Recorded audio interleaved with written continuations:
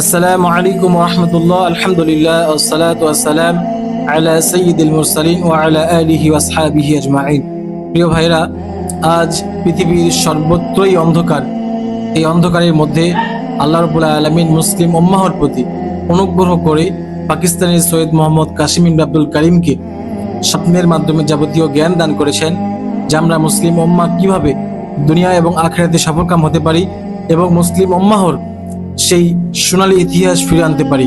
এবং সেই লক্ষ্যেই মোহাম্মদ কাসিম বিন আব্দুল কারিম তিনি মুসলিম উম্মাহকে সংস্কারী কাজ করে চলছেন। তার এই আল্লাহ এবং মোহাম্মদ সাল্লাল্লাহু আলাইহি ওয়াসাল্লামের পক্ষ হতে এই যাবতীয় জ্ঞান লাভ করা স্বপ্নের মাধ্যমে এটি কতটুকু যুক্তিসঙ্গত, আজকে সেই বিষয়টি আপনাদের সামনে তুলে ধরার চেষ্টা করবো ইনশাআল্লাহ। আমরা প্রতি বছর যে কুরবানি করি সেই হুকুম কিন্তু ইব্রাহিম আলাইহিস সালাম স্বপ্নের মাধ্যমেই পেয়েছিল।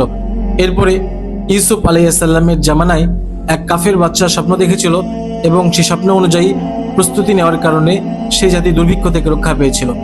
এরপরে আমরা প্রতিদিন 5 বার আজান দেই, এই আজানও কিন্তু এক সাহাবীর স্বপ্নের মাধ্যমেই আদিষ্ট হয়েছিল।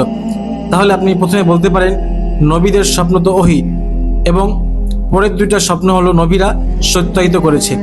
তাহলে আপনার জন্য আরো 2টা ঘটনা উল্লেখ করব।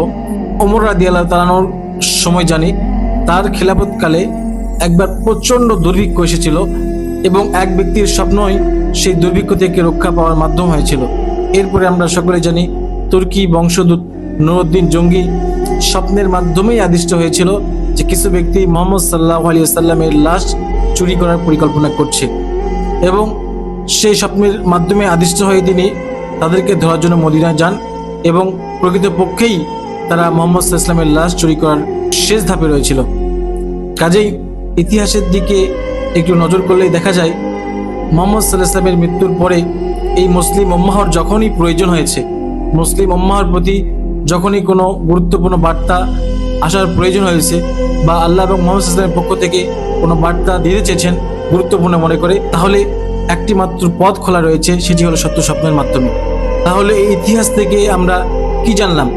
যে মুসলিম উম্মাহর ক্লান্তি লগ্নে যখনই কোনো প্রয়োজন হয়েছে কোনো গুরুত্বপূর্ণ বার্তা দেওয়ার, আল্লাহ এবং মুহাম্মদ সাল্লাল্লাহু আলাইহি ওয়াসাল্লামের পক্ষ হতে যখনই কোনো গুরুত্বপূর্ণ বার্তা মুসলিম উম্মাহকে দিতে চেয়েছেন, তার একমাত্র পথ খোলা রয়েছে সত্য স্বপ্নের মাধ্যমে।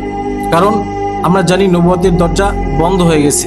কাজেই মোহাম্মদ কাসিম বিন আব্দুল কারিমের স্বপ্নের মাধ্যমে আল্লাহ এবং মুহাম্মদ সাল্লাল্লাহু আলাইহি ওয়াসাল্লামের পক্ষ হতে যে জ্ঞান লাভ করেছে এবং সেই অনুযায়ী তিনি মুসলিম উম্মাহকে সংস্কারে কাজ করছেন, এটি অবশ্যই যুক্তিসঙ্গত।